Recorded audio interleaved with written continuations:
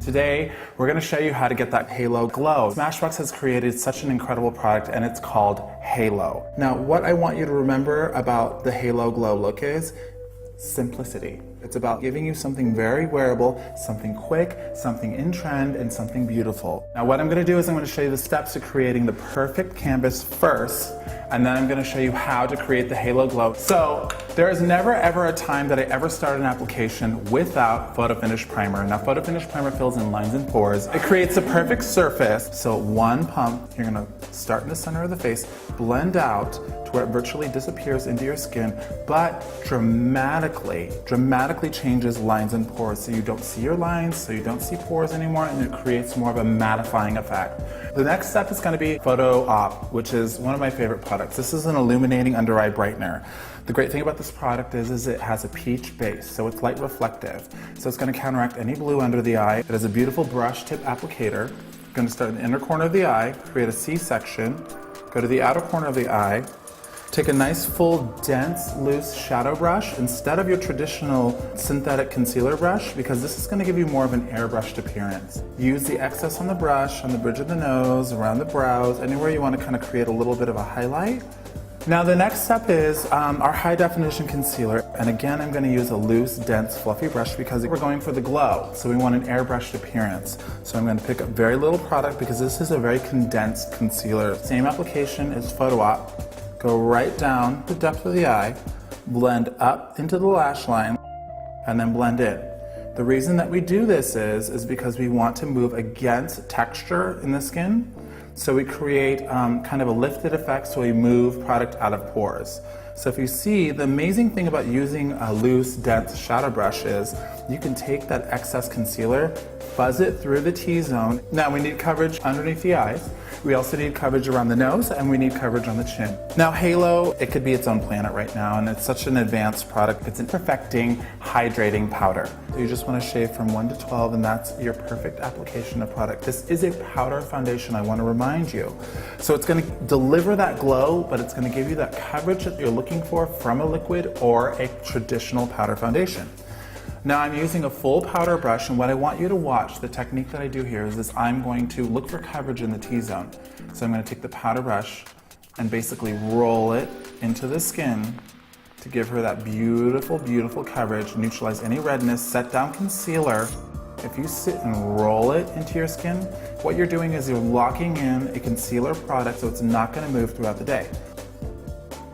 Now, do I want to roll it throughout the entire face? No, I want to take the excess with the end of the brush and buff it through the jawline. Okay, so we've concealed, applied halo, and we've created that glow that you're looking for. The eyelids kind of harbor a lot of discoloration as well. So what we want to do is we want to take our high definition concealer, and what we're going to do with our full shadow brush, we're going to wipe it over the eyelids just to neutralize a little bit of darkness. Then going back to our incredible product Halo, which is amazing on the eyes, taking our loose shadow brush again and just dusting it over the eye for that very finished, flawless look. Okay, so the next step is, we do want to give her some emphasis on her eyes. I'm going to use our Blush Russian Bear. And what I'm going to do is I'll use a nice, loose, fluffy kind of watercolor brush. I'm going to dust it on her eyelids. And the great thing about this product is Bear is a really, really nice color. It's beigey, pink, anybody can wear it. I'm just going to start at the lash line, and I'm just going to blend over the lid. Something in the crease is important, and I think should be matte. We've got a lot of shimmer going on. Going back to our sheer watercolor blending brush, I'm taking a nude shadow. I'm just going to wash that color through her crease. We do want to define the lower lash line, and I think that a lot of women are very on the fence about whether they wear a liner on the bottom or not. This is my insider secret. Take a defining smudging brush with a nude shadow, 2 shades darker than your skin tone, a very flesh tone again that we use in the crease. Start from the outer corner of the eye and just rub it in the lash line. Now, even before we put mascara on, this is going to create definition in the eye, but it's not going to be so defined where it's going to change your eye shape. So there's no look that's ever complete without mascara, and Lash DNA is such a pivotal product for our brand. I'm going to start in the lash line, and I'm going to roll out. Now this product, this Lash DNA, is actually meant to be rolled out. The reason for the rollout is the brush, it's supposed to encapsulate every single lash, coat every single lash, fan every single lash and create that really fan effect. Insider secret here, Lash DNA, I want you to look at the brush again. It is a very full brush, so this could be intimidating to your average client.